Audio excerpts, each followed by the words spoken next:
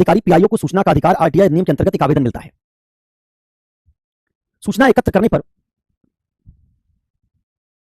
उसे पता चलता है कि वह सूचना स्वयं उसी के द्वारा लिए गए कुछ निर्णयों से संबंधित है जो पूर्ण रूप से सही नहीं थे। इन निर्णयों में अन्य कर्मचारी भी सहभागी थे। सूचना प्रकट होने पर स्वयं उसके तथा उसके अन्य मित्रों के विरुद्ध अनुशासनिक कार्रवाई हो सकती है जिसमें दंड भी संभावित है। सूचना प्रकट न करने या आंशिक या छद्मावरित सूचना उपलब्ध कराने पर कम दंड या दंड से मुक्ति भी मिल सकती है। पीआईओ अन्यथा एक ईमानदार व कर्तव्यनिष्ठ व्यक्ति है, पर यह विशिष्ट निर्णय जिसके संबंध में आरटीआई आवेदन दिया गया है गलत निकला। वह अधिकारी आपके पास सलाह के लिए आया है। नीचे सुझावों के कुछ विकल्प दिए गए हैं। प्रत्येक विकल्प का गुण दोष के आधार पर मूल्यांकन कीजिए। एक बार की स्टडी आप भी आपके पास होगी, पढ़ लीजिए। उसका क्रक्स ये है कि आपके पास आप पीआईओ हैं, आपके पास एक आरटीआई एप्लीकेशन आया, उसमें एक इन्फॉर्मेशन मांगी गई है, लेकिन जो इन्फॉर्मेशन है अगर आप उसको दे देंगे तो असल में वो इन्फॉर्मेशन आप ही के द्वारा लिए गए एक निर्णय के बारे में है जो निर्णय बाद में गलत निकला था। तो अगर आप इन्फॉर्मेशन दे देंगे तो जो इन्फॉर्मेशन मांग रहा है उसको पता चल जाएगा कि आपका निर्णय गलत था। उसका प्रयोग करके वो आपके खिलाफ कार्रवाई की मांग कर सकता है। उसे आपके और आपके साथी जो उस निर्णय में शामिल थे उन सबके खिलाफ दंडात्मक कार्रवाई हो सकती है। लेकिन अगर आप सूचना को थोड़ा सा ट्वीक कर दें, सूचना दें लेकिन थोड़ा सा बदल दें, थोड़ा सा ढक दें सूचना का पार्ट, तो आप दंड से बच जाएंगे, आपके सहकर्मी भी दंड से बच जाएंगे। और लिखा हुआ है कि जो गलती आपने की थी निर्णय में जानबूझ के नहीं की थी, वो हो गई थी अनजाने में, तो इसलिए आपने इंटेंशनली कोई गलत निर्णय नहीं लिया। ऐसे में अगर आप थोड़ा सा सूचना बदल दें तो किसी को दंड नहीं मिलेगा। तो केस स्टडी एक तरीके से कहना चाह रही है कि देखो तुम कोई अनैतिक आदमी नहीं हो, हर आदमी से गलती होती है। तुमने भी सही इरादे से निर्णय लिया लेकिन गलत निकल गया। अब कुछ लोग तुम्हारे पास आरटीआई एप्लीकेशन लेके आए, आरटीआई उन्होंने फाइल की किसी ने। अब तुमको सोचना है कि तुम सूचना एकदम सही सही दे दोगे, तो सूचना देने पर तुम्हारे इरादे का पता तो चलेगा नहीं कि तुमने गलत सही इरादे से निर्णय लिया था। उसमें तो सिर्फ ये पता चलेगा तुम्हारा निर्णय गलत निकला, तो तुम्हारे खिलाफ कार्रवाई हो सकती है, तुम्हारे साथियों के खिलाफ भी हो सकती है। उस दशा में कहा गया कि जो विकल्प दिए गए हैं इनमें से बताओ कि तुम किस विकल्प का चयन करोगे। पहला विकल्प क्या है? पीआईओ इस मामले को अपने ज्येष्ठ अधिकारी को उसकी सलाह के लिए संदर्भित करे और कड़ाई से उसी के अनुसार कार्रवाई करे, चाहे वह स्वयं उस सलाह से पूर्णतः सहमत ना हो।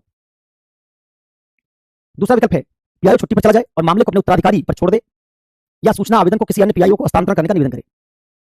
पहले में कहा गया कि अपने सीनियर अधिकारियों से सलाह मांगे कि क्या करे ऐसे मामले में, बताए उनको जो सूचना मांगी गई उसी के निर्णय संबंधित है, निर्णय गलत निकला था, उनको कॉन्फिडेंस मिले और फिर उनसे सलाह मांगे, जो वो कहे वही करे। दूसरा कह रहा है कि वो छुट्टी पर चला जाए या फिर अपना पीआईओ एप्लीकेशन किसी और के पास ट्रांसफर करने के लिए रिक्वेस्ट करे। तीसरा, पीआईओ सच्चाई के साथ सूचना प्रकट करने और अपनी जीविका पर उसके प्रभाव का मनन करके इस बात उत्तर दे जिससे वह या उसकी जीविका पर जोखिम न आए। साथ ही सूचना के अंतर वस्तु पर कुछ समझौता किया जा सकता है, कुछ थोड़ा बहुत हेरफेर कर दे, बहुत ऐसा बदलाव ना करे जिससे सूचना के पूरे कंटेंट पर बदलाव हो, लेकिन थोड़ा बहुत हेरफेर कर देने में कोई दिक्कत नहीं है। और ऐसा हेरफेर करके सूचना ऐसे दे जिससे उसके ऊपर कोई समस्या ना आए और उसके आजीविका पर, लाइवलीहुड पर कोई संकट ना खड़ा हो। चौथा, पीआईओ उन सहयोगियों को जो इस निर्णय में सहभागी थे से परामर्श करे और उनकी सलाह के अनुसार कार्रवाई करे। जिन लोगों ने मिलकर निर्णय लिया था जो गलत निकला, उन सबसे पूछे, उन सबको कॉन्फिडेंस मिले और उसके बाद फिर वो कोई निर्णय उनकी सलाह से ले। तो ये कुछ ऑप्शंस दिए गए हैं और पूछा गया कि बताइए कि आप क्या चुनेंगे। अनिवार्य रूप से केवल उपरोक्त विकल्पों तक सीमित न रहते, अपनी सलाह दीजिए और उचित कारण बताइए। ये भी कहा है कि कोई जरूरी नहीं कि इन्हीं सारी ऑप्शंस तक आप सीमित हो जाइए, आप चाहें तो इसके अलावा विकल्प भी बना सकते हैं। ठीक है, तो हम शुरू करेंगे। ये केस स्टडी नंबर 9 है, 2013 का 9th क्वेश्चन है। जो स्टेप हम लोगों ने डिसाइड किया तो उसे शुरू करेंगे। मैंने कहा कि एग्जाम होता तो चाहे तो आप सीधे ऑप्शंस पर जाते और ऑप्शंस की एनालिसिस करके लिख देते,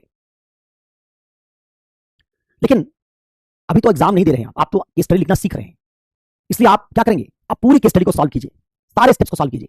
इसे पूछा नहीं गया सारे स्टेप्स, इसमें तो आ गया जो विकल्प आपको दिए गए उनका गुण दोष का मूल्यांकन करके बताइए कि आप क्या करेंगे, और चाहिए तो आप कोई और अपना विकल्प भी प्रस्तुत कर सकते हैं। लेकिन मैं पूरी फुल केस स्टडी में जा रहा हूं, तो आपने देखा था कि पहला चरण जो होता है, फर्स्ट स्टेप, वो क्या होता है?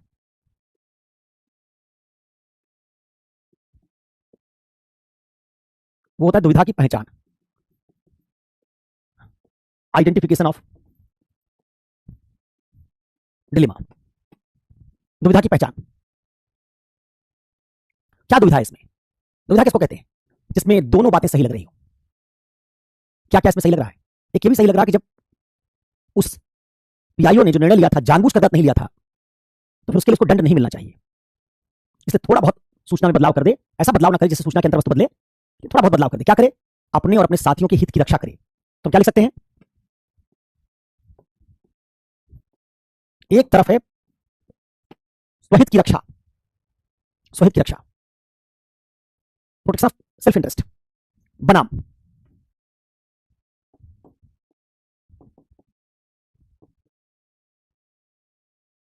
कर्तव्य पालन, ड्यूटी एथिक्स। पीआईओ की तरफ मेरी ड्यूटी क्या है?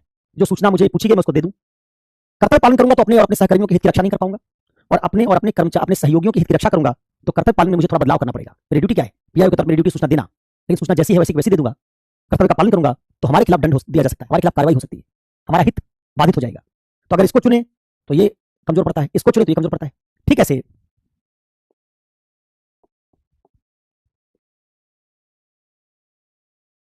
अच्छा परिणाम बनाम नियम या विधि का पालन। एक तरफ रूल्स हैं, पीआईओ का कोड ऑफ कंडक्ट है, कानून है आरटीआई का, उसका पालन करे, कानून का तो कानून के अनुसार सूचना दे दे, जैसे है वैसे दे दे। लेकिन दूसरी तरफ ऐसा करने परिणाम अच्छा नहीं आएगा, पीआईओ और उसके सहयोगियों को दंड मिल सकता है, बुरा परिणाम आएगा। और अगर परिणाम अच्छा लाना चाहेगा तो उसको नियम तोड़ना पड़ेगा। इसका परिणाम बनाम नियम की दुविधा है, एक तरफ परिणाम है, दूसरी तरफ नियम है। तो आप कह सकते हैं परिणाम बनाम नियम। और कौन सी दुविधा है? एक तरफ सहयोगियों का हित है, जो उसके साथ सहकर्मी है, और एक तरफ कानून से किसका हित होता है? लोकहित। तो आप कह सकते हैं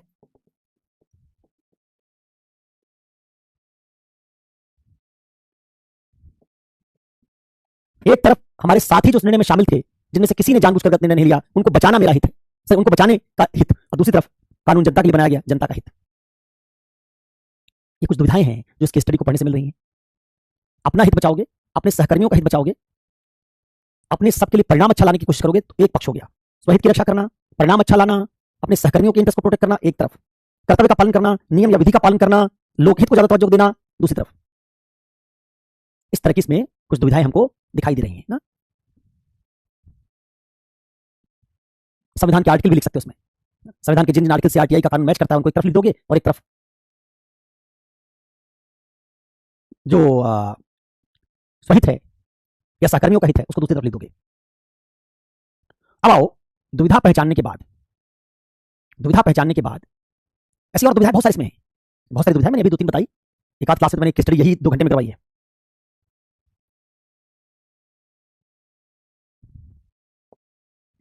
ठीक है, दुविधा पहचानने के बाद पहचानो इस दुविधा को हल करने में किन किन नैतिक मानकों का प्रयोग किया जा सकता है।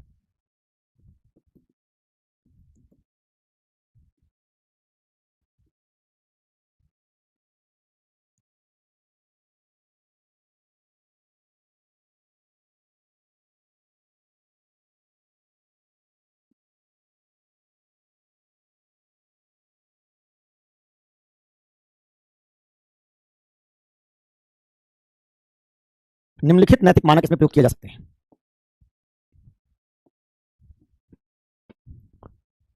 कौन कौन से? पहला मानक मानक प्रयोग किया जा सकता है, क्या हो गया भाई, पहला मानक प्रयोग किया जा सकता है विधि के शासन की अवधारणा,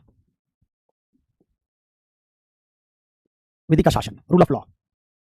मतलब मुझे वही करना चाहिए जो विधि के शासन के साथ संगत हो, क्योंकि रूल ऑफ लॉ, विधि का शासन हमारे संविधान का एक आधारभूत नियम है, उसे हम सॉल्व कर सकते हैं इसको। दूसरा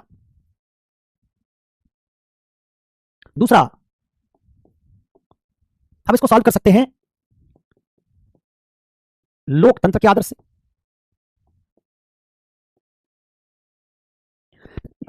लोकतंत्र का नैतिक आदर्श, आप कहेंगे लोकतंत्र नैतिक आदर्श कैसे? लोकतंत्र में जनता का शासन होता है, बाकी सारे शासन के ढांचे जनता के प्रति उत्तरदायी होते हैं। तो आपको वो निर्णय लेना पड़ेगा जो लोकतंत्र के साथ संगत हो, डेमोक्रेसी।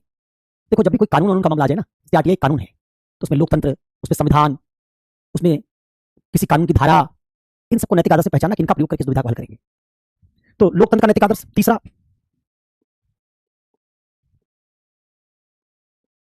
लोक संप्रभुता का आदर्श। आपने देखा था आरटीआई पढ़ते समय कि आरटीआई का कानून हम क्यों लेके आए थे? क्योंकि हम मानते थे जनता संप्रभु है, बाकी सब सेवक हैं। लेकिन हीगलवाद ने और उपनिवेशवाद ने ब्यूरोक्रेट्स को बना दिया स्वामी और जनता बन गई सेवक। उसको उलटना है, कब उल्टेगा? जब जनता को सवाल पूछने की आदत पड़ेगी और ब्यूरोक्रेट्स को जवाब देने की आदत पड़ेगी, जवाब देते देते जवाबदेह बन जाएंगे। इससे हमारे शासन में पब्लिक संप्रभु बन जाएगी। लोक संप्रभुता के आदर्श हमको सोचना है। ऐसे ही एक मूल्य है जिसको आपने पढ़ा था, सत्यनिष्ठा। पढ़ा था ना?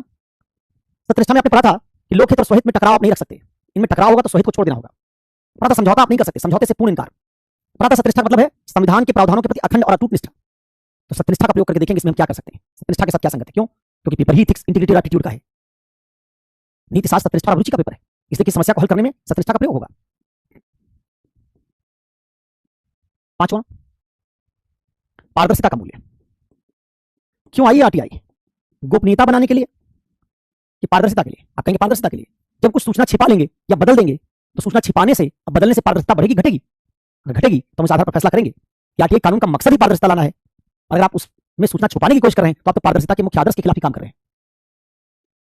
ये क्या है? ये कुछ पॉइंट्स हैं जो हमने आरटीआई में पढ़े थे। कहा था कि आरटीआई जनसंप्रभुता, हम भारत के लोगों का आदर्श मजबूत करने के लिए, लोकतंत्र के आइडिया को मजबूत करने के लिए, उत्तरदायी शासन के आइडिया को मजबूत करने के लिए, इन सब के लिए आरटीआई का कानून लाया गया, पारदर्शिता बढ़ाने के लिए।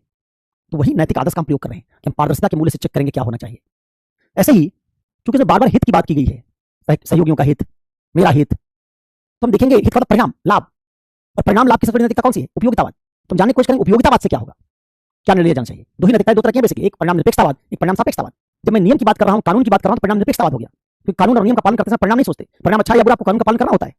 परिणाम निरपेक्षतावाद वाले कुछ आदर्श लिख दिए, लेकिन एक आदर्श कौन सा? परिणाम सापेक्षतावाद का, जिसमें परिणाम सोच के तय करते हैं क्या सही क्या गलत। दो ही तरीके से तय कर सकते हो, इसलिए मैं छठा लिख रहा हूं, परिणाम सापेक्ष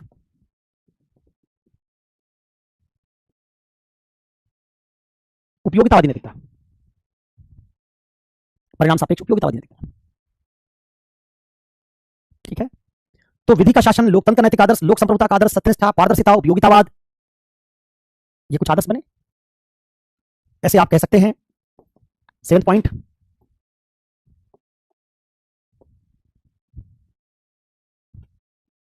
में आप कह सकते हैं शासन में शुचिता। आरटीआई किस लिए लाया गया है? शासन में शुचिता को मजबूत करने के लिए, प्रॉपर्टी गवर्नेंस को मजबूत करने के लिए।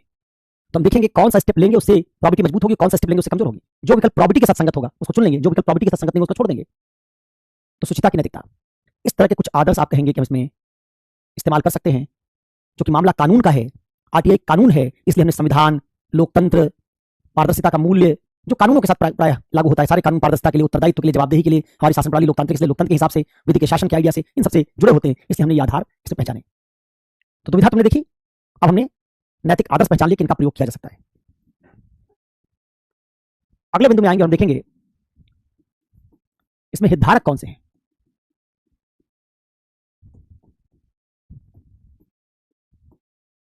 हितधारकों की पहचान,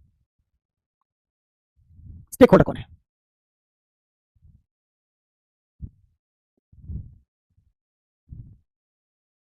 जैसे ऑप्शन देखिए, मैं क्वेश्चन बताता हूं, वैसे टेस्ट में नहीं आते, अगर वैसे टेस्ट में आने लगे तो जो लोग टेस्ट में वैसे सवाल बनाते हैं पढ़ाने भी लगेंगे, इसलिए पढ़ा रहा हूं, टेस्ट का सवाल बना रहे हैं।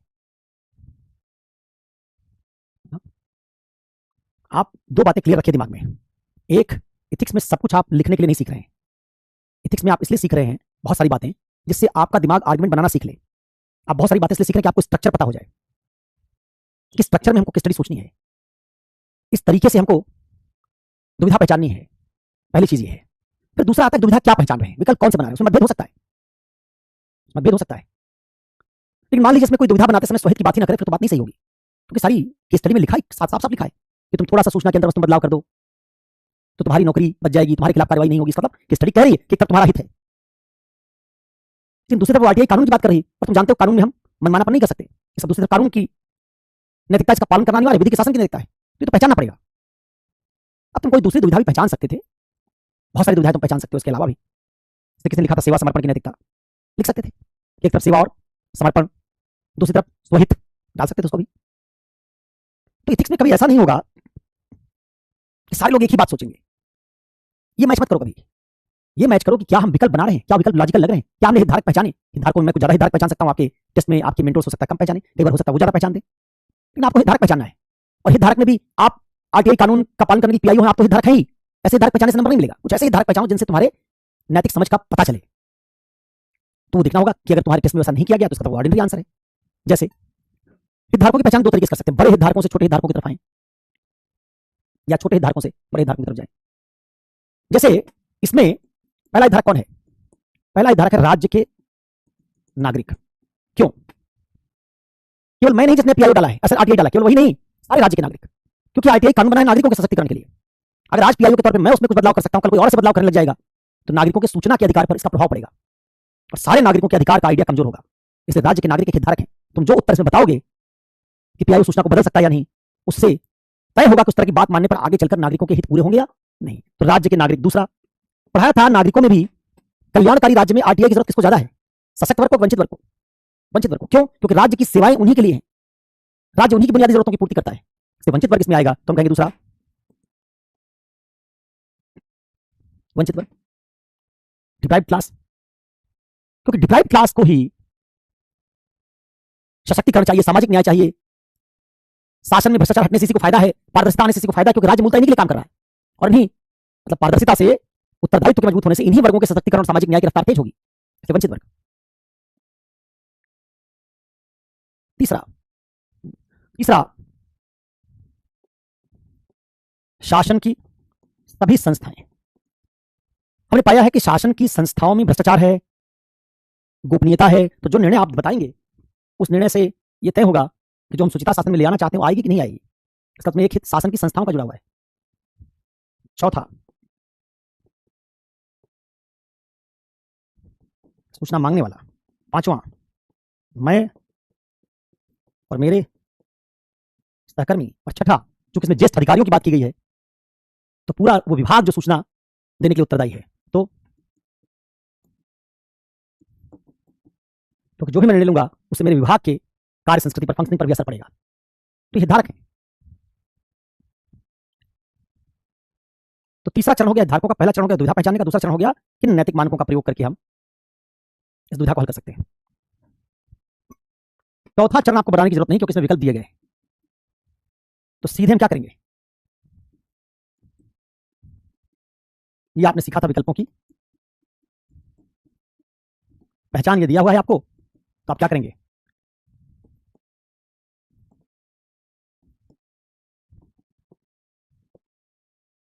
स्टडी में दिया गया है। अगर आप कोई विकल्प और बनाना चाहते होंगे, एनालिसिस करने के बाद आपको लगेगा कितने विकल्प सफिशिएंट नहीं है, तो इसमें फिर कोई एक विकल्प आप जोड़ दीजिएगा। पांचवां चरण है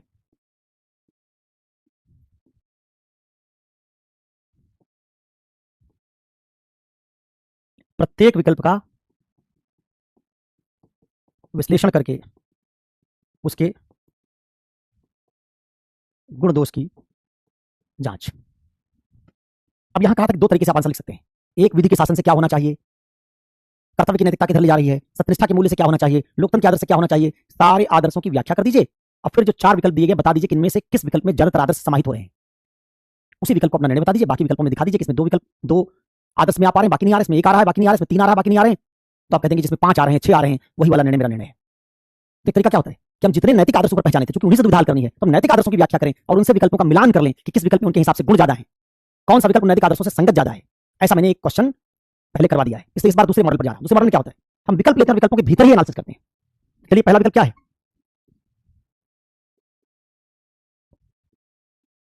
पहले विकल्प का विश्लेषण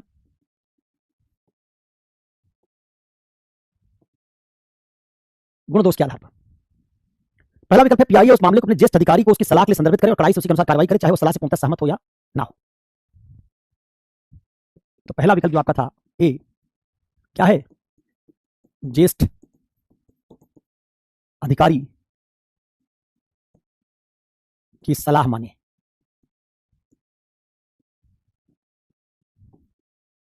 और वैसा ही करे भले वह उसकी सलाह से सहमत ना हो, भले उसकी सलाह सहमत ना हो, वैसा ही करे। देखिए, इसमें गुण पहचाने, क्या गुण है। अब आपने ऊपर जो नैतिक आदर्श बना रखे हैं उन्हीं से गुण पहचानना है। आप कहेंगे इसमें एक गुण ये हो सकता है कि ज्येष्ठ अधिकारी को कॉन्फिडेंस में ले लेंगे और ज्येष्ठ अधिकारी भी हमारे साथ शामिल हो जाएगा, तो हमारे दंड पाने की संभावना घट जाएगी। ज्यादा संभावना है कि ज्येष्ठ अधिकारी क्या करेगा, हमारे अपने हितों को बचाने की कोशिश करेगा। तो हम कहेंगे इसमें एक गुण ये है कि इससे सहकर्मियों एवं मेरे हित के संरक्षण की संभावना ज्यादा होगी, अधिक होगी। दूसरा गुण क्या होगा, इससे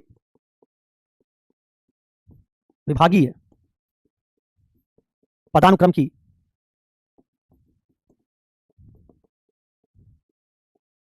नैतिकता का पालन होगा। विभागीय पदानुक्रम मतलब जब आप डाउट में हैं तो आपको अपने सुपीरियर से पूछना चाहिए, उसी के अनुसार काम करना चाहिए। जो हमसे ज्यादा सीनियर है, सुपीरियर है, वो हमको बताए। विभागीय पदानुक्रम का पालन होगा। इससे आप कह सकते हैं अच्छे परिणाम की संभावना ज्यादा। अब जरा देखिए दोष में दोष क्या है। पहला दोष है कि ये पद के कर्तव्य के साथ असंगत है। कर्तव्य की नैतिकता लिखा था ना वहां, तो लिखोगे ये कर्तव्य की नैतिकता से असंगत है।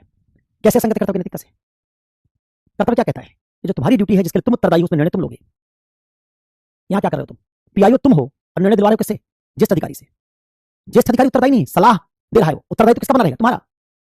तो क्या कहूंगा मैं, जिस पद पर हूं उससे जुड़े निर्णय तथा उनका उत्तरदायित्व मेरा है।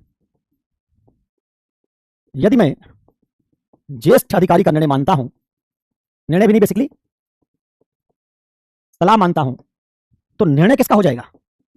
निर्णय ज्येष्ठ अधिकारी का, जबकि उत्तरदायित्व किसका बना रहेगा?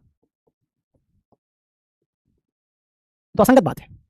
किसी पद पर आप उत्तरदायी रहेंगे और डिसीजन कोई और लेगा, ये ठीक है। कल को अगर आपके खिलाफ कोई कार्रवाई हुई तो आप क्या कहेंगे कि मैं किसी और की सलाह पे काम कर रहा था, इसका तुम उस पद के काबिल नहीं हो। भाई तुम अपने आप को उस पद से हटा लेते हो, बात तो समझ में आती है। हटा लेते मतलब छुट्टी में चले जाते, बात समझ में आती है। जिस अधिकारी को इसके लिए लिख देते कि किसी और को स्थानांतरित कर दीजिए, बात समझ में आती है। लेकिन पद पर बने रहोगे, निर्णय नहीं करोगे, फिर पद पर हो क्यों? तुम्हारे कर्तव्य के साथ असंगत है। हमारे सारे पद हमारे कर्तव्यों के निर्वहन के लिए, और जिस पद पर मैं हूं उस पद का निर्णय भी मेरा होगा, उत्तरदायित्व भी मेरा होगा। इसलिए आप कहेंगे कि ये बात इसके साथ असंगत है। यदि मैं ज्येष्ठ अधिकारी की सलाह मानता हूं तो निर्णय ज्येष्ठ अधिकारी का, जबकि उत्तरदायित्व मेरा होगा। दूसरा दूसरा दोष क्या कहोगे? कहोगे पद पर कार्य करते हुए अपना निर्णय स्वयं ना लेना पदीय कर्तव्य का उल्लंघन है। पद के प्राधिकार का उल्लंघन है। आप अपनी मर्जी से नहीं तय कर सकते कि उस पद का प्राधिकार क्या होगा। जब आप जिस पद पर रहते हैं, हर पद के साथ कुछ ड्यूटीज जुड़ी हुई हैं, हर पद का कुछ कोड ऑफ कंडक्ट है, हर पद की कुछ अथॉरिटी है, जिसमें कर्तव्य की नैतिकता का उल्लंघन हो रहा है। सूचना देने के लिए पीआईओ अकाउंटेबल है। जब उस पर अपील की जाएगी तो कोई और उस मामले की सुनवाई करेगा, आपका काम दूसरा नहीं कर सकता कोई, जब तक आप उस पद पर हैं। इससे पदीय कर्तव्य की नैतिकता का उल्लंघन है। और क्या इसमें दोष है? दोष है कि अगर ज्येष्ठ अधिकारी कह दे कि तुम इस मामले में सूचना बदल दो, तो गलत होगा। क्यों गलत होगा? क्योंकि विधि के शासन के साथ, वो संवैधानिक आदर्श के साथ, इन सबके साथ असंगत है, संगत नहीं है। भाई तुम ज्येष्ठ अधिकारी को क्या कर रहे हो? मनमानापन दे रहे हो। क्यों? मनमानी सलाह दे सकता है। तो क्या तुम विधायिका द्वारा बनाए गए कानून के ऊपर ज्येष्ठ अधिकारी को रख सकते हो क्या? कोई भी विभागीय अधिकारी विधायिका के कानून से ऊपर हो सकता है क्या? नहीं। तो तुम तो पूरे विधि के शासन की अवहेलना कर रहे हो कि ये कानून आरटीआई का है, हम खुद निर्णय नहीं लेंगे। आरटीआई कहा गया पीआईओ की तरफ तुमको सूचना देना है, तुम कह रहे हो नहीं हम कानून का पालन नहीं करेंगे, हम ज्येष्ठ अधिकारी से पूछेंगे। तो क्या दोष आ गया? विधायिका के बनाए कानून में जो प्रावधान है, आप उससे ज्यादा ताकत किसको दे रहे हैं? ज्येष्ठ अधिकारी को। तो हम कहेंगे इसमें ज्येष्ठ अधिकारी के विवेकाधीन शक्ति को विधायिका द्वारा बनाए गए कानून से ऊपर रखा जा रहा है, जो विधि के शासन की अवधारणा से असंगत है। फिर कहा, चाहे उस सलाह से तुम सहमत ना हो तब भी वही निर्णय लो। इसका संकल्प की स्वतंत्रता से असंगत है। क्या कहा जाए? तुम चुनने की आजादी छोड़ दो, रोबोट बन जाओ, काट के उल्लू बन जाओ, ज्येष्ठ अधिकारी जो कहते हो मान लो। संकल्प की स्वतंत्रता के साथ असंगत है। तो बहरहाल इसमें बहुत सारे दोष हैं ऐसे। क्या ये सबके हित में संगत है? ज्येष्ठ अधिकारी जो कहते हो मान लें। कानून बनाया गया व्यापक लोकहित में, और तुम व्यापक लोकहित को एक जन अधिकारी की मर्जी पर निर्भर कर दे रहे हो, जैसे व्यापक लोकहित की अवहेलना होगी। इस कारण भी इसमें दोष है। इसमें आप पा रहे हैं कि काफी दोष हैं। इससे हो सकता है पारदर्शिता क्या हो जाए, खत्म हो जाए। तो आप कहेंगे किससे? क्योंकि ज्येष्ठ अधिकारी के विवेकाधीन शक्ति से निर्णय लेने पर क्या दिखाओगे?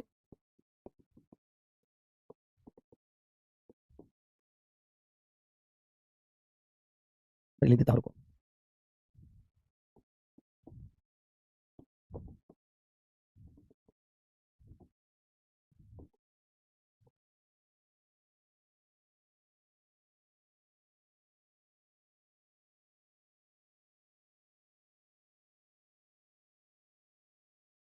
अगर आप डिस्क्रिशनरी पावर किसको दे देंगे? ज्येष्ठ अधिकारी को। तो जिस विवेकाधीन शक्ति के खिलाफ आरटीआई कानून आया, क्या आप मनमाना निर्णय नहीं ले सकते? आपको निर्णय वो लेना पड़ेगा जो पारदर्शी हो, जिसमें वस्तुनिष्ठता हो। आप सबको हटा दे रहे हैं। जिस अधिकारी कह देगा सूचना छिपा लो तो तुम छिपा लोगे, इसका तो पारदर्शिता के खिलाफ जा सकता है। इसलिए पारदर्शिता के मूल्य के साथ असंगत है। ठीक है, ये उपयोगितावाद के साथ असंगत है। जो कानून बनाया गया व्यापक हित में और आप किसके पावर को बढ़ा रहे हैं, विभाग की पावर को बढ़ा रहे हैं, जन लोकहित को नहीं। तो आरटीआई कानून जनता के लिए बनाया गया, जबकि आप अपने ज्येष्ठ अधिकारी से पूछने पर जनता से ज्यादा तवज्जो किसको दे रहे हैं, ज्येष्ठ अधिकारी से। तो इसमें क्या हो रहा है, लोकहित से ज्यादा वरीयता ज्येष्ठ अधिकारी तथा विभाग को, इसलिए भी असंगत है। तो हम क्या करेंगे, हम कहेंगे इस तरह के दोषों के कारण इसमें दोष की संख्या बहुत ज्यादा है। क्या दिखाया, पारदर्शिता के साथ संगत नहीं है, विधि के शासन के साथ संगत नहीं है, विवेकाधीन शक्ति को रोकने के साथ संगत नहीं है, लोकतंत्र के साथ संगत नहीं, क्योंकि लोकतंत्र में जनता सबसे ऊपर होगी, जबकि आप जिस अधिकारी को ऊपर रख रहे हैं। तो ऐसे कुछ आधार बता के आप कहेंगे कि बात नहीं मानी जा सकती। उत्तरदायित्व के नियम के साथ संगत नहीं है, जो निर्णय लेगा वही उत्तरदायी होना चाहिए, निर्णय जिस अधिकारी ले रहा लेकिन उत्तरदायी मैं बना रह रहा हूं। तो इस कारण से इसमें दोष बहुत ज्यादा है। दूसरा विकल्प,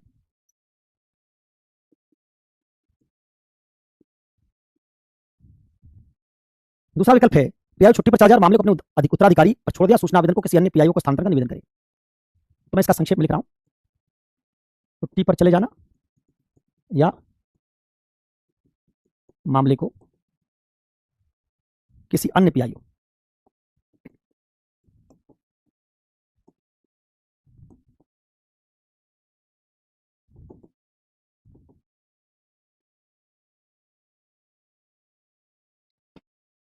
इसमें गुण क्या है। आपने पढ़ा था जब स्वहित और लोकहित टकराने लगे तो एक हित को छोड़ देना चाहिए, किस हित को, स्वहित को। इसमें ये दिख रहा है, अगर मैं छुट्टी पर चला गया और मैंने कहा कि मेरा मामला किसी और को ट्रांसफर कर दो, तो मैं क्या कर रहा हूं, उस मामले में वही निर्णय चाहता हूं जो सही हो, क्योंकि मेरा हित उससे जुड़ा हो। जैसे मेरे बेटे का कोई मामला आ जाए और मैं जज हूं, तो मैं अपने बेटे के मामले की सुनवाई नहीं करूंगा, कह दूंगा किसी और जज के पास भेज दो। तो उससे निष्पक्षता, उससे सत्यनिष्ठा के मूल्य की रक्षा होगी। तो हम कहेंगे इसका ये जो वाला मामला है, इसमें निष्पक्षता, सत्यनिष्ठा के मूल्य से संगत है। दूसरा पीआईओ आएगा जिसके हित का कोई टकराव नहीं होगा, तो जो सही निर्णय होगा वो लेगा।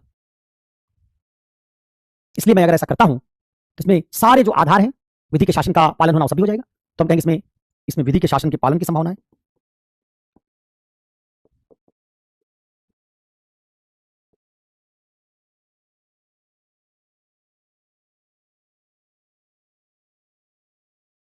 इस तरह का गुण है इसमें। दोष क्या है, दोष है नैतिक साहस की कमी, पदीय कर्तव्य के पालन में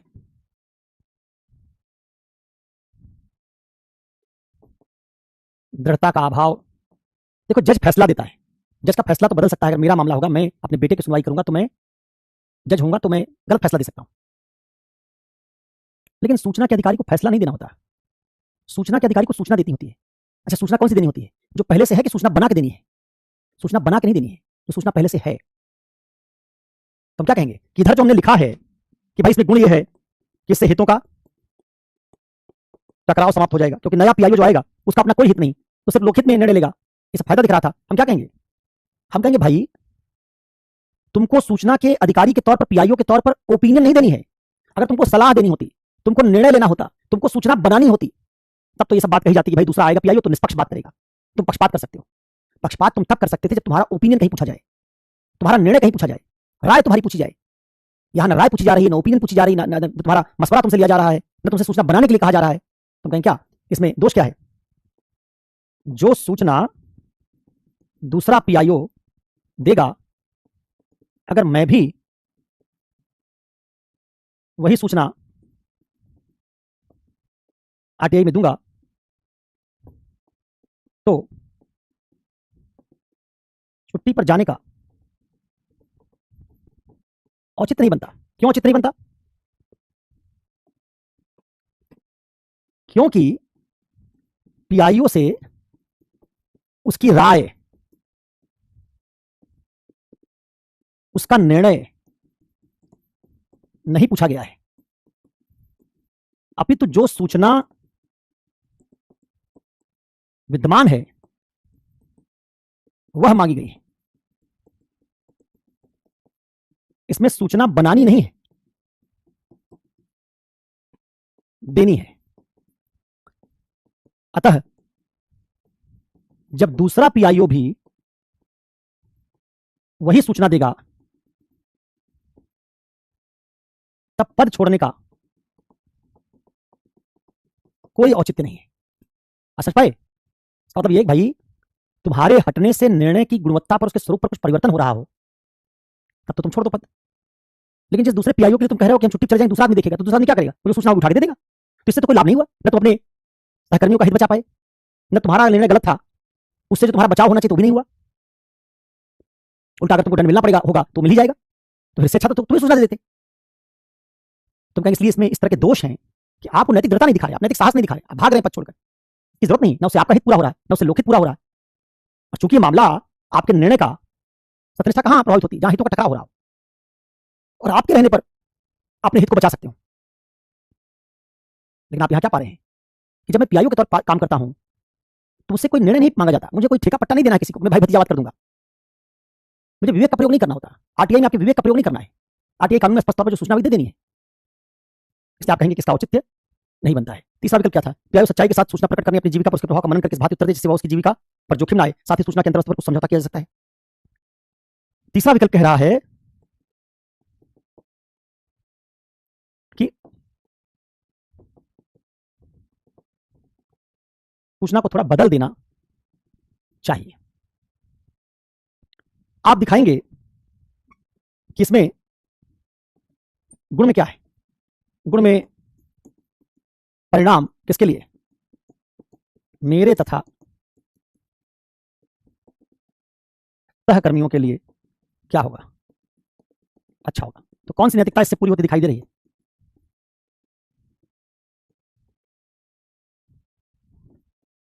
दोष में क्या कहोगे? दोष में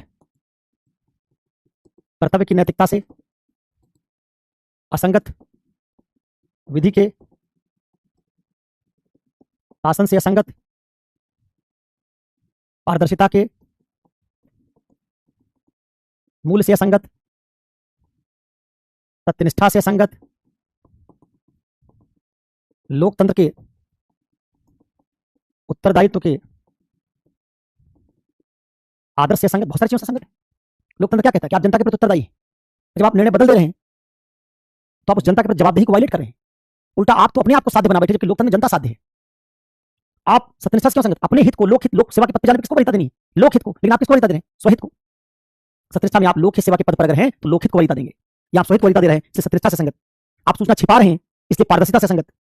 आरटीआई का कानून बनाया गया, उस कानून को अपने मन से बदल दे रहे हैं आप, विधि के शासन से असंगत। ये सब बहुत सारे दोष हों, इसलिए तीसरा विकल्प भी चुनने लायक नहीं है। चौथा विकल्प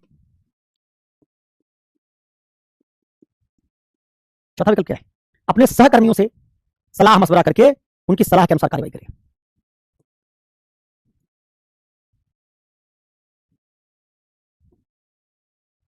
इसमें भी वही सारी बातें आएंगी जो पहले वाले में आई थी, जहां वो अपने ज्येष्ठ अधिकारी से कर रहा था, उसी तरह की बातें आएंगी। गुण इसमें एक ही होगा, सहकर्मियों से अच्छे संबंध बने रहेंगे, उनको लगेगा कि आपने उनको लूप में रखा, इसलिए उनके साथ आपके संबंध अच्छे बने रहेंगे। सभी के सभी मतलब मेरे और सहकर्मियों के हितों की रक्षा होगी, इस तरह के गुण इसमें हैं। और दोष में सारा वो दोष होगा जो किसमें था? पहले विकल्प के सारे दोष। पीआईओ के पद पर निर्णय आपको लेना है, उत्तरदायित्व तो आपका बना रहेगा, और डिसीजन सहकर्मी ले रहे हैं। सत्यनिष्ठा में आपको समझौता नहीं करना होता, आप सहकर्मियों की बात से समझौता करने के लिए तैयार हो जाएंगे। आप सहकर्मी कहेंगे सूचना बदल दो, बदल देंगे, पारदर्शिता को वायलेट कर देंगे। जिसमें भी पारदर्शिता, लोकतंत्र, विधि के शासन की नैतिकता सब वायलेट हो रही है। आप विधियों के ऊपर सहकर्मियों की राय को रख रहे हैं, आप सत्यनिष्ठा के ऊपर सहकर्मियों के हित को रख रहे हैं, लोक हित के बजाय सहकर्मियों के हित को ज्यादा तरजीह दे रहे हैं। अगर उनके सलाह से निर्णय ले रहे हैं तो सब सहकर्मी ज्यादा ऊपर आ गए। चौथा विकल्प भी ठीक नहीं। तो तब दूसरा विकल्प को छोड़ के बाकी विकल्प में सब में समस्या है। तो क्या कोई और विकल्प बनाना चाहिए? एक ऐसा विकल्प क्यों नहीं बनाना चाहिए जिसमें हम क्या दिखाएं कि हम पीआईओ के पद के दायित्व का पालन करते हुए जैसी सूचना है वैसी दे देंगे। तो एक विकल्प आपको पांचवा बनाना चाहिए और इसमें खूब ढेर सारे गुण दिखा देने चाहिए। पांचवा विकल्प, जैसी सूचना है वैसी ही दे देना। अब ये विकल्प मैंने कैसे चुना? तुम्हारे दिमाग में आएगा भाई ठीक है आपने बता दिया, लेकिन हम कैसे पता करेंगे? तो जब तुमको बताया था केस स्टडी में किस बात की टेस्टिंग होती है, किस बात की जांच होती है, तो कहा था ये केस स्टडी करते समय आपको आईएएस अधिकारी मान के लिखना। और आईएएस अधिकारी मान के जब लिखोगे, सिविल सेवक मान के लिखोगे, तो सिविल सेवा के कुछ बुनियादी मूल्य हैं जो चौथी यूनिट में पढ़ाए थे। निष्पक्षता, सत्यनिष्ठा, कहा था इन्हीं मूल्यों की आपके उत्तर से पड़ताल होती है। क्या पता लगाया जाता है? पता लगाया जाता है कि आप आईएएस बनने लायक है कि नहीं है। जांचा जाता है कि आप में सिविल सेवा के बुनियादी मूल्य है कि नहीं है। जिस मोमेंट आपने किसी किस्म का समझौता किया सहकर्मियों के लिए, इसका आप निष्पक्षता को भाई भतीजा छोड़ देंगे। आज सहकर्मियों के हित में सोच रहे हो, कल अपने रिश्तेदारों के हित में सोचोगे, परसों दोस्तों के हित में सोचोगे। मतलब आप दोस्ती को, सहकर्मियों को, रिश्तेदारों को, नातेदारों को कानून से ऊपर रख रहे हैं, तो फिर तो आप आईएएस बनने लायक नहीं है। क्या कहा था? समझौता नहीं करना। किससे? नैतिक आदर्शों से। कोई और बात आए तो समझौता कर लेना, लेकिन नैतिक आदर्शों से, संविधान के आदर्श से। संविधान की उद्देशिका में लिखा है हम भारत के लोग सबसे ऊपर हैं। आप उन भारत के लोगों को सहकर्मियों से नीचे रख रहे हैं। चाहे ज्येष्ठ अधिकारी की बात मान रहे हैं, उसमें भी ऐसा हो रहा है कि ज्येष्ठ अधिकारी को ऊपर रख रहे हैं जनता से। सहकर्मियों सलाह लेकर निर्णय ले रहे हैं तो सहकर्मियों को ऊपर रख रहे हैं जनता से, क्योंकि भारत का संविधान क्या कहता है? सबसे ऊपर जनता और जनता का हित होगा। तो इसलिए मैंने पांचवां विकल्प चुना कि मैं उससे क्या मैसेज दूंगा। मैं दिखाऊंगा, देखिए हम जनता के हित से कभी समझौता नहीं करेंगे। मैंने कहा ही था कि आप स्टडी या इथिक्स का आंसर कभी ना हल कर पाते अगर आपको कोचिंग न दी जाती। इसी कारण से आज की परीक्षा में तमाम ऐसे लोग चले जाते हैं इथिक्स के पेपर में अच्छा नंबर लेके, जो अदरवाइज आंसर नहीं लिख सकते थे। टीचरों को सिखा दिया, बार बार बताया कि आंसर आईएएस अधिकारी के तौर पर सोच के लिखना। अब वो धोखाधड़ी करना सीख गया, आप भी सीख जाएंगे। इसलिए उसमें पूरे आइडिया को ब्रीच कर दिया। तो पांचवां विकल्प क्या होगा? पांचवां विकल्प है सूचना जैसी वैसी दे देना। अब क्या दिखाना है इसमें? यहां दिखाना है, इसी मेरा हित भी है। क्या कहा था? ये स्टडी में दुविधा तब असल में सॉल्व होती है जब आप क्या दिखा देते हैं कि दुविधा है ही नहीं। क्या दिखाया जा रहा है कि तुम अगर सूचना दे दोगे तो तुम्हारा नुकसान होगा, सहकर्मियों को नुकसान होगा। तुम प्रबुद्ध स्वार्थवाद से दिखा दो, नुकसान नहीं होगा, इसमें फायदा है। तो अगर सूचना देने में मेरा फायदा है, सूचना देने में कानून के पालन का मामला भी है, सूचना देने में जनता के हित की सर्वोच्चता भी है, सूचना देने में पारदर्शिता भी है, सूचना देने से ही मेरा फायदा भी है, जनता का भी है, कानून का भी है, पारदर्शिता का भी है, तो फिर तो सूचना दे देनी चाहिए। इसमें तो कोई दोष है ही नहीं। आपको ये दिखाना है, आपको दिखाना है जितने कानून बनाए गए हैं, जितने नियम बनाए गए, वो अंततः हमारे हित में भी है। नहीं पढ़ाया था कि जब हम संकीर्ण स्वार्थवादी होते हैं तो हम सोचते हैं कि हमारा हित जो हमको अभी दिखाई दे रहा है यही हमारा हित है। असल हमारा हित नहीं है। हमारा हित है संस्थाओं की मजबूती में, हमारा हित है जैविक आंगिक एकता से पूरे राज्य के हित में। तो जब ये आप दिखा सकेंगे तो आप क्या कर सकेंगे? कहेंगे कोई कानून का जो पालन कर रहा है उसको बिना हिचक करना चाहिए। पांचवां विकल्प आप क्या बनाएंगे? तो क्या दिखाएंगे? जब हम ऐसा करेंगे तो इसमें क्या है? इसी में मेरा तथा सहकर्मियों का दीर्घकालिक हित है। कैसे? आप कहेंगे कि जब सूचना मैं खुद ही प्रकट कर दूंगा जिसमें मेरा ही निर्णय गलत निकला था, तो कल को अगर मेरे खिलाफ कोई कार्रवाई होगी तो मैं क्या साबित कर सकूंगा कि अगर हमने वो निर्णय जानबूझकर गलत लिया होता तो पीआईओ के तौर पर मैं उसी इरादे से सूचना भी छुपा लेता। मैंने सूचना जब दे दी तो इसका मतलब हमारी नीयत में खोट नहीं है। निर्णय तो किसी से गलत हो सकता है, लेकिन वो गलत नीयत से लिया गया निर्णय नहीं था, इसलिए मैंने सूचना मांगी गई तो दे दी। क्या होगा इससे? इससे सभी के दंड से बचने की संभावना बढ़ेगी, क्योंकि इससे यह सिद्ध होगा कि पीआईओ कैसा है? नैतिक व्यक्ति है। कैसा है? सत्यनिष्ठ है। अतः उसके निर्णय में त्रुटि कैसी है? वो गैर इरादतन है। इससे मेरे दिमाग से बोझ हमेशा के लिए उतर जाएगा। नहीं तो आज मैं गलत सूचना दे दूंगा, कल को फिर आगे चल के किसी ने उस पर आरटीआई डाल दी, अब पीआईओ कोई दूसरा हुआ उसने सही सूचना दे दी, तब तुम्हारे बचने की कोई उम्मीद नहीं होगी। तो सिद्ध हो जाएगा कि गलत निर्णय भी दिया था, अब बाद में सूचना को छुपाने की भी कोशिश की थी। इसलिए मेरे हित में ये बात है। तो क्या करूं? इसी में समझाऊंगा सहकर्मियों को भी, तुम्हारा भी हित इसी में है, हम सब एक बार में बरी हो जाएंगे। दूसरा, यदि इसके बाद भी कोई कार्रवाई होती है तो वह ऐसे दंड की होगी जिसका लक्ष्य अभिवृत्ति में सुधार है, और यह भी मेरे दीर्घकालिक हित में है। अब इसको समझिए तर्क क्या है। ये तर्क कह रहा है कि दंड कोई अनैतिक चीज थोड़ी, इसमें भी हमारा हित होता है। मान लीजिए आप कार तेज चलाते हैं और आपका 2 बार चालान कट गया, 5,000 रुपया देना पड़ गया, 4,000 रुपया देना पड़ गया, 2,000 रुपया देना पड़ गया, और इसकी वजह से आपको लगा कि बार बार चालान होता है, कार धीरे चलाओ। परिणाम यह हुआ कि आपकी कार धीरे चलाने की वजह से आपकी दुर्घटना की संभावना घट गई, क्योंकि आपका कार तेज चलाने का एटीट्यूड बदल गया। लेकिन अगर आप कार तेज चलाएं और हर बार दंड से बच भी जाएं, किसी एक बार आपने कार तेज चलाई क्योंकि दंड मिला नहीं था, इसलिए बार बार कार तेज चलाने की आपकी आदत पड़ गई, एक दिन एक्सीडेंट हुआ और आप गंभीर रूप से घायल हो गए, नुकसान हो गया। माता पिता अपने बच्चे को दंड देते हैं, किस लिए दंड देते हैं? परेशान करने के लिए, सुधारने के लिए। सुधारने के लिए बच्चा जिस दंड को पाके उस काम को बंद कर देता है, अगर वही दंड ना मिला होता तो आगे चल के बच्चा उस काम को बार बार करता, बड़े होने पर वो काम उसके लिए नासूर बन जाता। उसी के हित में नहीं है वो काम। दंड हमको बचपन में कई चीजों से रोक देता है और उनसे होने वाले नुकसान से हम बच जाते हैं।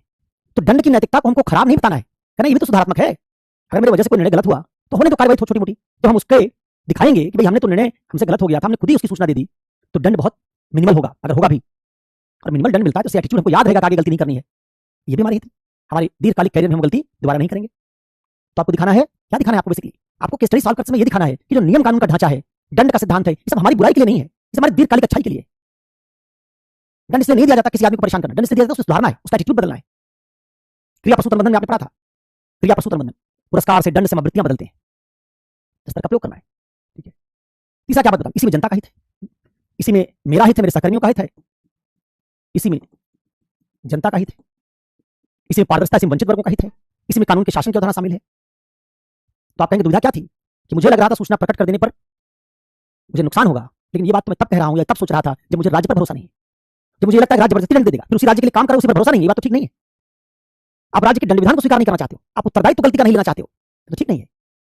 इस तरीके से आर्गुमेंट करोगे तो कहोगे इसमें मेरा हित है, इसमें मेरे सहकर्मियों का हित है, इसमें जनता का हित है कि मैं सूचना प्रकट कर दूं, इसी में हमारी जैविक आंगिक एकता से सबकी भलाई है ना? कौन सा सिद्धांत क्या कहता है? संस्था की बेहतरी में ही सभी की भलाई है। हमारी ये सब कानून इसलिए नहीं बनाया गया किसी को नुकसान पहुंचाना है। अगर आप कानूनों से नुकसान पहुंचाने की बात एक्सेप्ट कर लेंगे एथिक्स के पेपर में, तो इसका तो आपका कानूनों पर भरोसा ही नहीं है, और उसी राज्य में कानून के लिए तुम जाना चाहते हो, आईएएस बनना चाहते हो, तो तुमको भरोसा नहीं कानून पर, तो तुमको राज्य के दंड विधान पर भरोसा नहीं, तो तुम आईएएस क्यों बनना चाहते हो? हाँ, दंड के किसी कॉन्सेप्ट की तुम आलोचना कर सकते हो, लेकिन पूरे दंड के सिद्धांत की आलोचना नहीं कर सकते। इस लिहाज से पांचवा विकल्प बना के तुम कहोगे दंड भी तो भलाई के लिए है, जब हम सच बोलेंगे तो हमको कम पनिशमेंट मिलेगा, हम हमारे लिए अपने आप को इनोसेंट साबित करना ज्यादा आसान होगा। इस कारण से आप कहोगे कि हम इस पांचवें विकल्प का चयन करेंगे। अब इसमें ये भी बता दोगे, बाकी चीजें मैं नहीं लिख रहा हूं, इसमें और कौन से गुण हो जाएंगे? विधि के शासन का संगत इसी संगत है, जो कानून है, पीआईओ के पद के कर्तव्य का भी ये संगत है, मैंने सूचना जैसी थी वैसी दे दी, उत्तरदायित्व के नियम से संगत है, सूचना जैसी दे दी, पारदर्शिता के आदर्श की पूर्ति हो गई, तो सारे जितने आदर्श थे, लोकतंत्र का, पारदर्शिता का, सब पूरा हो गया। ठीक है, ध्यान रखना, सूचना देनी है आपको, इसमें सलाह मशविरा का स्कोप नहीं है। मैं तुमसे पूछूं भारत की राजधानी कहां है, आप कहते हैं सर पीडब्ल्यू में राजलक्ष्मी से सलाह करके बताएंगे। राजलक्ष्मी जी लिख रही थी, सलाह तो सही होती है सर। मान लीजिए मैं आपसे पूछूं त्रिभुज में कितनी भुजाएं होती हैं, राजलक्ष्मी जी कहेंगे हम सारे लोगों से सलाह करेंगे, फिर बताएंगे आपको सर। सारे लोग सलाह करके उनसे कह दें राजलक्ष्मी बता दो सर को कि त्रिभुज में 5 भुजाएं होती हैं, राजलक्ष्मी कहेंगे सलाह से बताया सही है, हम यही बताएंगे। सलाह कहां ली जाती है? निर्णय में, राय में, ओपिनियन में, कि सूचना में, तथ्य में। भारत की राजधानी कहां है, कोई कहेगा सलाह करके अंकारा बता दो, बता दोगे? तो ये तो कम से कम पता होना चाहिए, इतना पढ़ लिया आईएएस कि सूचना और सलाह में अंतर होता है, सूचना और निर्णय में अंतर होता है। यहां तुमसे निर्णय नहीं मांगा जा रहा है, तुमको न्यायाधीश नहीं पीआईओ के पद बैठ के, पीआईओ के पद पर तुमसे सिर्फ इतना पूछा गया कि जो सूचना दे दो। जैसे मुझसे पूछा जाए भारत की राजधानी क्या है, तो मैं थोड़ी कहूंगा, मैं सारे पीडब्ल्यू से पहले पूछूंगा क्या बताऊं, पीडब्ल्यू का हित किसमें वही बताऊं, सलाह लेने में क्या गड़बड़े? अरे भारत की राजधानी कहां है, इसमें पीडब्ल्यू से क्या सलाह लेनी है, जो है सो है। तो इतनी बेसिक कॉमन सेंस तो अप्लाई किया करो, कई बार इतना कॉमन सेंस भी अप्लाई नहीं करते हो, तो लगता है कैसे करोगे भाई। तथ्य, सूचना, सलाह, मशविरा और निर्णय, इन सब में अंतर होता है। तथ्यों के बारे में तुमसे कोई पूछे सूरज क्या है, उपग्रह है, ग्रह है, तारा है, बताओ, तुम कहोगे सलाह करके बताएंगे, मानोगे इसको? कोई कहते आइंस्टीन ने कौन सा सिद्धांत दिया था, क्वांटम थ्योरी, मैकेनिकल फिजिक्स की थ्योरी, E बराबर MC स्क्वायर, तुमको सलाह करके बताएंगे। तो सलाह इसके लिए नहीं की जाती है। यहां भी ये बेसिक बात आपको पता होनी चाहिए कि सूचना के अधिकार का मतलब होता है जो सूचना है वो दे दो, छुपाओ मत। पीआईओ का पद न्यायाधीश का पद नहीं कि कोई निर्णय देने जा रहा है, उससे जजमेंट नहीं मांगा जाता, उससे इन्फॉर्मेशन मांगी जाती है। इन्फॉर्मेशन ऑलरेडी स्टोर होती है, उसी इन्फॉर्मेशन को हम दे देते हैं। अब जरा इसको दूसरे तरीके से करते हैं, तो मैंने एक तरीका बताया, एक तरीका उसने बताया, दूसरे तरीके से करते कैसे करते, मैं लिखूंगा नहीं, बोल दे रहा हूं। दूसरे तरीके से करते इसी सवाल को, तो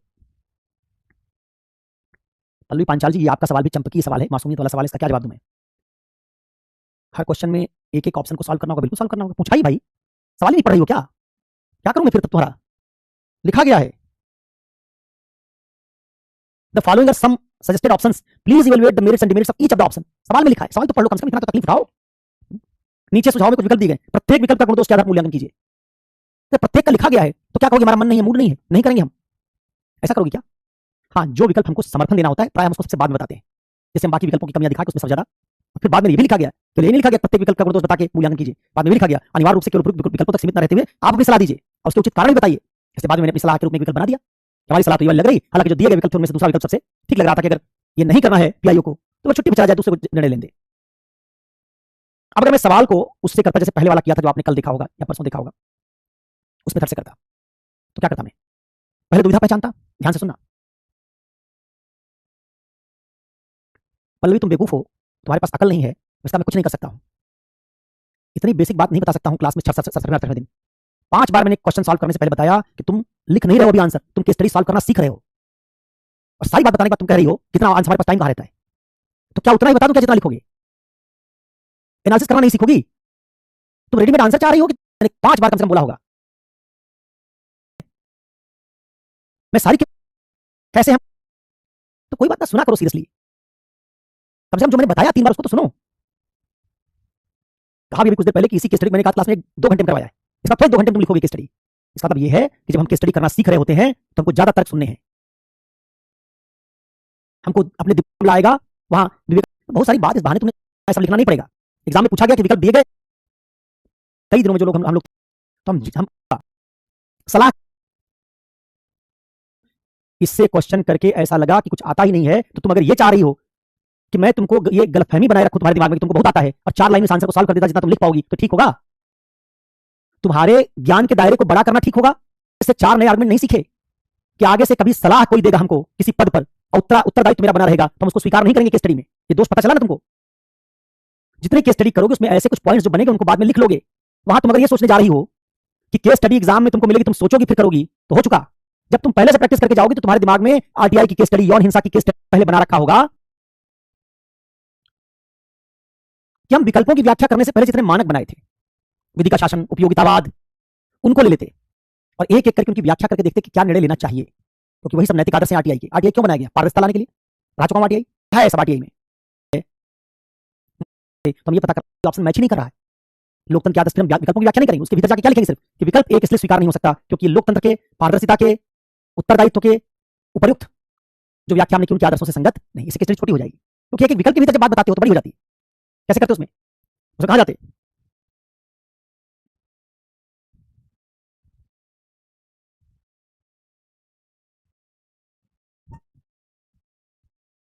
यहां आते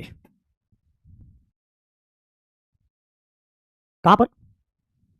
इस दुविधा को हल करने में निम्नलिखित नैतिक आदर्श या मानक प्रयोग किए जा सकते हैं। कौन है? विधि का शासन पहला मानक है। शासन कैसे होना चाहिए? हमारा संविधान क्या कहता है?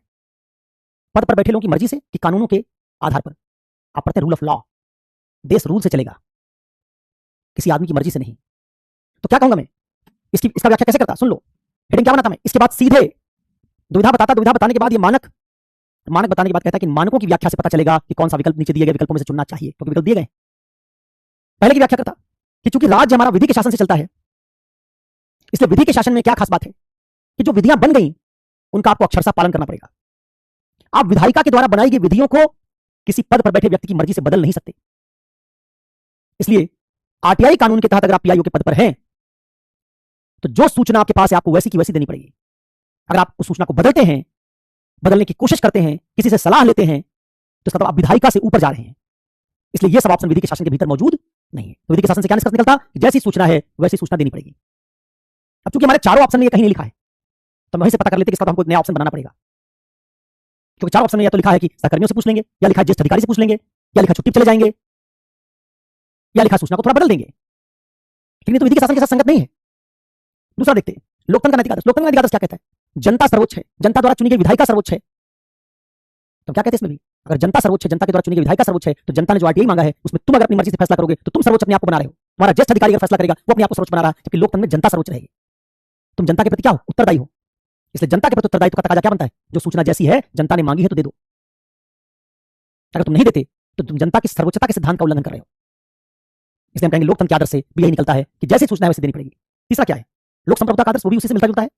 जनता सबसे ऊपर है, जनता के नीचे सारे उत्तरदायी हैं संस्था के लोग, तो उसमें कुछ नई बात नहीं। सत्यनिष्ठा, सत्यनिष्ठा तुमने पढ़ा था कि अगर स्वहित और लोकहित टकराएगा तो हमेशा लोकहित को चुनेंगे, स्वहित को नहीं। किसी पद पर बैठे आदमी को अगर पद के साथ जुड़ा लोकहित और उसका अपना स्वहित टकरा जाए तो हमेशा लोकहित को चुनना चाहिए। तुम कहोगे अगर हम सूचना बदल रहे हैं तो हम तो स्वहित को चुन रहे हैं, ये सत्यनिष्ठा के साथ संगत नहीं होगा। इसलिए सत्यनिष्ठा के आदर्श के क्या निकलता है? सूचना जैसी वैसी देनी पड़ेगी, समझौता नहीं कर सकते। सत्यनिष्ठा की कई परिभाषाएं पढ़ाई थी। समझौते से इनकार करना सत्यनिष्ठा है। लोकहित और स्वहित में टकराव होने पर लोकहित को तरजीह देना सत्यनिष्ठा है। इससे कहते हैं सत्यनिष्ठा से यही निकल रहा है कि जो सूचना जैसी वही देनी पड़ेगी, हम समझौता नहीं कर सकते। हम अपने हित और अपने सहकर्मियों के हित के हिसाब से नहीं सोच सकते, इससे भी सूचना देनी पड़ेगी। पारदर्शिता का मूल्य क्या कहता है कि आप कोई चीज छुपा नहीं सकते, लेकिन सूचना जब तुम बदल रहे हो, जब सूचना को ढक रहे हो, पूरी सूचना नहीं दे रहे हो, तो तुम छुपा रहे हो। इसलिए पारदर्शिता के मूल्य के हिसाब से तुमको सूचना जैसी वैसी देनी पड़ेगी। परिणाम सापेक्षतावादी, उपयोगितावादी क्या दिखाते? सारे कानून दीर्घकालिक हितों के लिए बनाए गए हैं, उसमें मेरा हित भी शामिल है। अगर मैं आज एक संस्था में बैठ के मनमानापन करूंगा तो कल दूसरी संस्था में बैठे लोग मनमानापन करेंगे, इसी तरह से तीसरी संस्था में बैठे लोग मनमानापन करेंगे, सब मनमानापन करेंगे, तुम्हारी संस्थाएं कमजोर हो जाएंगी, संस्थाएं कमजोर हो जाएंगी तो संस्थाओं से मिलने वाली सेवाओं की गुणवत्ता खराब होगी, और सेवाओं की गुणवत्ता खराब होगी तो सबके जीवन की गुणवत्ता खराब हो जाएगी। सभी के हित में मेरा हित है, इसलिए संस्थाओं की मजबूती बनाना जरूरी है। संस्थाएं मजबूत होंगी, सबका हित पूरा होगा, सबका हित पूरा होगा तो मेरा हित पूरा होगा। इसलिए उपयोगितावाद के आधार पर भी हमको सबके हित में सोचना है, महत्तम लोगों के हित में सोचना है, अपने हित में नहीं। तो क्या निष्कर्ष निकला कि जितने महत्वपूर्ण नैतिक आदर्श हैं सब क्या कह रहे हैं, शासन में सुष्टा भी कहेगी, भ्रष्टाचार हटाओ शासन से, विश्वसनीयता संस्था की बढ़ाओ, इस आधार पर कहोगे शासन में सुष्टा का आदर्श भी कह रहा है। अब इससे क्या निकाल लेते, ये पांचों व्याख्या करके कहते कि चूंकि पहला विकल्प अपने ज्येष्ठ अधिकारी से सलाह करेंगे, ये उपर्युक्त सभी नैतिक आदर्शों सत्यनिष्ठा, लोकतंत्र, जनसंप्रभुता, शासन में सुष्टा के साथ संगत नहीं है, इस आधार से दोष है, इसलिए इसका विकल्प का चयन नहीं कर सकते। इसमें सिर्फ इतना गुण है इससे हमारा हित बच सकता है, बाकी और कोई गुण नहीं। दूसरे विकल्प में जाते तो मैं छुट्टी पर चला जाऊं, कहते इसमें भी सत्यनिष्ठा का आदर्श थोड़ा पूरा हो रहा है, लेकिन उसके अलावा विधि के शासन की अवधारणा के साथ मुझे निर्णय लेना है, मुझे अपने हित को तरजीह नहीं देनी है। बहुत सारे जो आदर्श हैं उन आदर्शों के पूरे पूरे खड़े उतरने की संभावना कमजोर पड़ रही है। हालांकि दूसरे विकल्प में आप दिखाएंगे कि हाँ, लेकिन कहेंगे कंडीशनल है, दूसरा पीआईओ जिसके पास स्थानांतरित किया जाए, कोई ईमानदार हो, सूचना दे दे, भाई हमारे पास सूचना देने का मौका है तो हम दूसरे पर छोड़ रहे हैं, तो चांस पर छोड़ रहे हैं।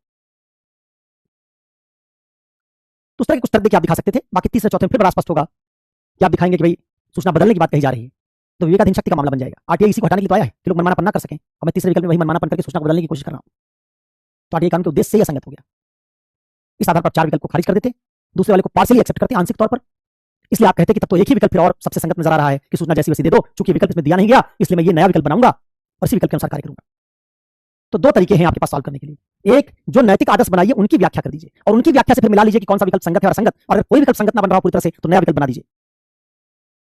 दूसरा तरीका जिसको भी किया कि नैतिक आदर्श बनाया, फिर हितधारक पहचाने, फिर हितधारक पहचानने के बाद विकल्पों की पहचान की और फिर एक एक विकल्प की एनालिसिस की और उस ऊपर दिए गए मानकों के साथ उनको थोड़ा बहुत मिलाया, गुण-दोष जांचे और बाद में निष्कर्ष लिखा कि जिस विकल्प की हम तलाश कर रहे हैं इनमें से कोई नहीं मिल रहा, इसलिए हमको एक नया विकल्प बनाना पड़ेगा, क्योंकि आरटीआई कानून पारदर्शिता के लिए है, आरटीआई कानून लोकतंत्र के लिए है, जनसंप्रभुता के लिए है और कोई विकल्प इन सबको पूरा ठीक से नहीं कर रहा है, इसलिए हमको एक नया विकल्प बनाना पड़ेगा। निष्कर्ष में हमारा ये विकल्प है, इसमें ज्यादा गुण है, दोष नहीं है, या एक आध दोष है कि हमारा तात्कालिक हित कुछ दिन के लिए प्रभावित हो सकता है, हमको थोड़ा बहुत दंड मिल सकता है, इसके अलावा उसमें कोई दोष नहीं है। ठीक है, बात समझ आई। 2013 का ही 10वां सवाल आइए,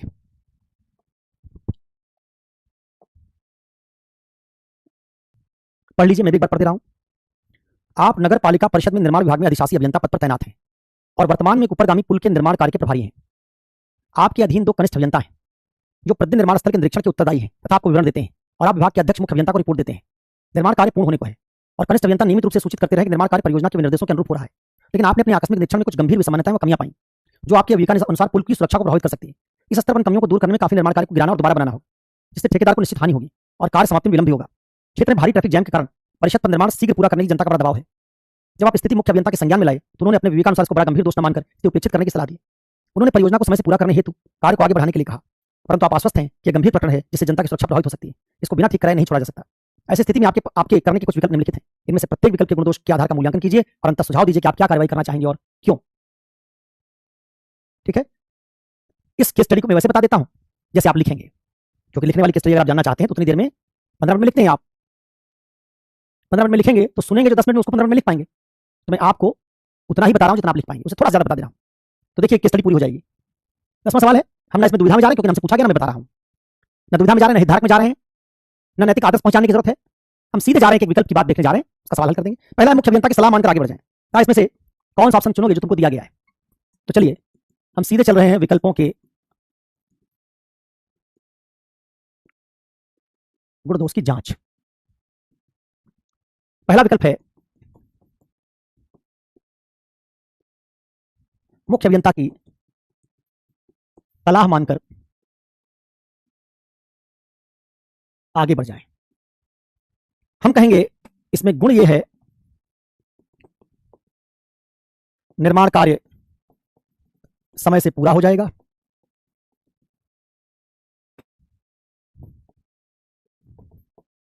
पर्यावरणीय संरक्षण से संगत है ये, क्योंकि दोबारा गिराने और बनाने पर पर्यावरण को नुकसान पहुंचेगा, इसी में कनिष्ठ इंजीनियर तथा ठेकेदार का हित है, इसी में विभाग की छवि खराब नहीं होगी, क्योंकि दोबारा गिरवा के बनाएंगे तो लोग डिपार्टमेंट पर सवाल उठाएंगे, विभाग की छवि खराब नहीं होगी। और इस तरीके से ये सारे गुण इसमें हैं। दोष क्या है? दोष इसमें यह है कि सलाह मुख्य अभियंता की, लेकिन उत्तरदायित्व तो मेरा बना रहेगा। अकाउंटेबिलिटी आपकी बनी रहेगी, सलाह वो दे दिया कि उसने कोई लिखी सलाह तो दी नहीं, अकाउंटेबिलिटी आपकी बनी रहेगी। आप कहेंगे ये सत्यनिष्ठा से असंगत है। सत्यनिष्ठा में क्या है? जनता के हित से ऊपर कुछ नहीं। पुल अगर गड़बड़ है, उसमें त्रुटि है और कल को पुल गिर गया, जनता मर गई, तो आप तो केवल पैसा बचा रहे हैं, समय बचा रहे हैं, जनता की जान चली जाएगी। जनता के सबसे बड़ा हित क्या है? जनता का सबसे बड़ा हित उसकी जान है। तो हम कहेंगे ये जीवन के अधिकार की सर्वोच्चता से असंगत है। ये पुल की कॉस्ट, लगने वाली देरी इसको ज्यादा महत्वपूर्ण बना दे रहा है, जीवन को नहीं। ठीक है, हम कहेंगे ये दीर्घकालिक परिणामों के लिहाज से भी असंगत है। कैसे परिणाम? अगर पुल गिर गया, अगर पुल गिर गया तो सारे लाभ, कौन कौन से लाभ? समय की बचत, धन की बचत, ठेकेदार का लाभ, कनिष्ठ इंजीनियर का लाभ, विभाग की छवि, ये सारे लाभ क्या होंगे? ये सारे लाभ समाप्त हो जाएंगे। अगर आप मुख्य अभियंता की सलाह मानकर आगे बढ़ गए और पुल आगे चल के कभी गिर गया, तो ठेकेदार का लाभ नहीं बचेगा, क्योंकि जेल जाएगा, उसकी फर्म ब्लैकलिस्ट हो सकती है, कनिष्ठ इंजीनियर की नौकरी जा सकती है, आपकी भी नौकरी जा सकती है, जनता मर सकती है, पर्यावरण का क्षरण और ज्यादा होगा, पैसे की बर्बादी और होगी, विभाग की छवि और खराब होगी। तो हम कहेंगे ये मुख्य अभियंता की सलाह मानकर आगे बढ़ जाएं।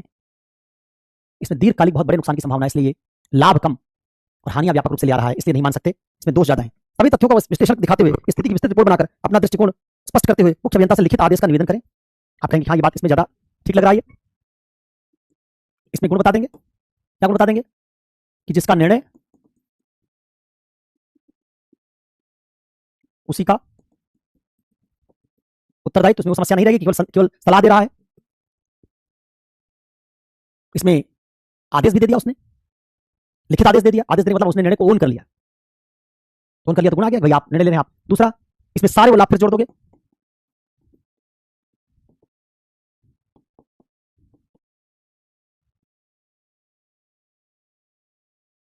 जो पुल जल्दी बनने से प्राप्त होने वाले लाभ थे, धन की बचत, विभाग की छवि की बचत, ठेकेदार की बचत, वो सब लाभ मिल जाएंगे।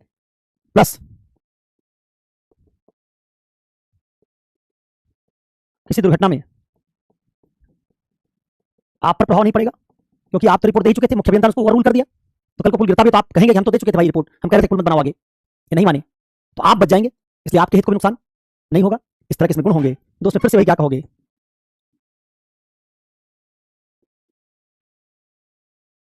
पुल गिर जाने की दशा में वे सारी हानियां जो विकल्प संख्या एक में थी, विकल्प संख्या एक में जो हानि थी वो सब लौट आएगी। तीसरा, कनिष्ठ अभियंताओं से स्पष्टीकरण मांगे और ठेकेदार को निश्चित अवधि में दोष निवारण के लिए कहें। आप कहेंगे कि जो तीसरा विकल्प है इसका चयन तो हम तभी करेंगे जब मुख्य अभियंता लिखित आदेश नहीं देगा, केवल सलाह देता रहेगा और निर्णय लेने के तैयार नहीं होगा, तब देंगे। तो आप कहेंगे कि तीसरा विकल्प तभी चुना जाएगा जब निर्णय मुख्य अभियंता का नहीं बल्कि मेरा होगा। मुख्य अभियंता आदेश दे देगा लिखित, फिर आप कुछ नहीं कर सकते, आपसे ऊपर का अधिकारी आदेश दे दिया, आपको छोड़ना पड़ेगा। हाँ, उसके निर्णय में हानियां हो सकती हैं, आपने बता दिया। इसमें आप कहेंगे कि हाँ लाभ क्या है, गुण क्या है, वो सारे गुण आप जोड़ देंगे जो दीर्घकाल में पुल नहीं गिरेगा, ऐसी दशा में जितनी हानियां हो सकती थी सभी से बचाओ। अब हानियां मैंने बता दी हैं, उन्हीं को लाभ में कन्वर्ट कर दोगे। क्या? कि अभी थोड़ा पुल गिरा के दोबारा बनाना पड़ेगा, लेकिन आगे पुल नहीं गिरेगा तो उससे जान माल की रक्षा होगी, पर्यावरण की रक्षा होगी, ठेकेदार भी अभी उसको थोड़ा पैसा लगाना पड़ जाएगा दोबारा, लेकिन उसकी संस्था ब्लैकलिस्ट नहीं होगी, वो जेल नहीं जाएगा, कनिष्ठ इंजीनियर मैं जेल नहीं जाऊंगा, पुल गिरेगा लोग मर जाएंगे, विभाग की छवि ज्यादा खराब होगी, उससे बच जाएंगे, तो सारी हानियों को पॉजिटिव में बदल दोगे और कह दोगे वो सारे क्या है लाभ। इसमें हानि क्या है? इसमें हानि है अल्पकालिक नुकसान। किसका किसका नुकसान? समय का, धन का, जनता के आक्रोश से जुड़ा, विभाग की छवि का, ये सारा अल्पकालिक नुकसान आपको उठाना पड़ सकता है। तो लाभ है दीर्घकालिक, नुकसान है अल्पकालिक। चौथा, इस विषय को बलपूर्वक उठाएं ताकि मुख्य अभियंता के वरिष्ठ जनों तक पहुंच सके। आप कहेंगे विकल्प हम तभी चुनेंगे जब मुख्य अभियंता ना तो लिखित आदेश दे रहा है और ना हमको काम करने दे रहा है, तब इस विकल्प को चुनने का मतलब है, अदरवाइज विकल्प चुनने का कोई मतलब नहीं है। और पांचवां, मुख्य अभियंता के अनम विचार को ध्यान रखते हुए परियोजना से अपने स्थानांतरण के लिए आवेदन करें, बीमारी की छुट्टी पर चले जाएं। आप कहेंगे आप ये नहीं करेंगे, इस विकल्प को भी नहीं चुनेंगे क्योंकि कहेंगे आपसे दोष है, केवल मैं अपने हित की थोड़ा सोचूंगा, मुझे जनता के हित की सोचना है, मुझे विभाग की छवि के बारे में सोचना है। तो इस लिहाज से हमको इन सारे संदर्भों को सोचते हुए इसको अपने व्यक्तिगत मामला, अपने व्यक्तिगत हित का मामला नहीं बनाना है कि मैं छुट्टी पर चला जाऊं, नाराज जाऊं, रूठ गए मायके चले जाएंगे, ससुराल चले जाएंगे, ससुराल से चले जाएंगे, ये वाला मामला नहीं है। ठीक है, इसलिए आप कहेंगे कि इसमें मुख्य अभियंता का अगर विचार अनम है तो भी अपने स्टैंड पर आप डटे रहेंगे, या तो उसको लिखित आदेश देने के लिए बाध्य करेंगे और या आप कनिष्ठ इंजीनियर से स्पष्टीकरण मांगेंगे, ठेकेदार को दोष निवारण के लिए कहेंगे आपका स्थानांतरण कर दिया जाए, दूसरी बात, लेकिन जब तक आप रहेंगे तब तक आप इसको मामले को उठाएंगे। इस तरीके से 5 विकल्प का आप एनालिसिस कर दीजिएगा। करीब करीब हमने 14-15 मिनट में इसका मामला सॉल्व कर लिया, लिख दीजिएगा। ठीक है, तो 2013 के मैंने 2 क्वेश्चन कराए, कल हम 2014 की केस स्टडी हल करेंगे। 2013, 14, 15, 16 तक मैं हल करवा दूंगा 2 केस स्टडी, बाकी कुछ ईयर्स की केस स्टडी की आपको रिकॉर्डिंग दे दी जाएगी, उनसे देखिएगा। आपने काम काफी आसान कर दिया। अगर आप कह रहे हैं कि बस सिर्फ हमको दुविधा उधा मत बताइए, सिर्फ जो पूछा गया उतना बताइए, तो 13, 14, 15, 16 में ऐसी केस स्टडीज हैं जिनमें विकल्प दिए गए हैं, उनकी एनालिसिस कर देनी और कुछ नहीं करना है। जैसे इसकी एनालिसिस मैंने की वैसे एनालिसिस आपको करनी है। तो कल मिलेंगे इससे आगे की बातचीत के लिए, आज यहीं तक। नमस्कार, शुक्रिया। कल कितने बजे मिलना है आपके पास मैसेज जाएगा, देख लीजिएगा। 11, साढ़े 11 बजे कुछ क्लास होगी, केस स्टडी करेंगे, क्योंकि यूनिट 6, यूनिट 7 हमने कंप्लीट कर ली, यूनिट 1, 2, 3, 4 पहले कंप्लीट कर चुके हैं, तो सिर्फ केस स्टडी है हमारा जो हम लोग पढ़ रहे हैं, इसको हम अगले कुछ यूनिट्स में, अगले 2-3 क्लासेस में कंप्लीट करने की कोशिश करेंगे।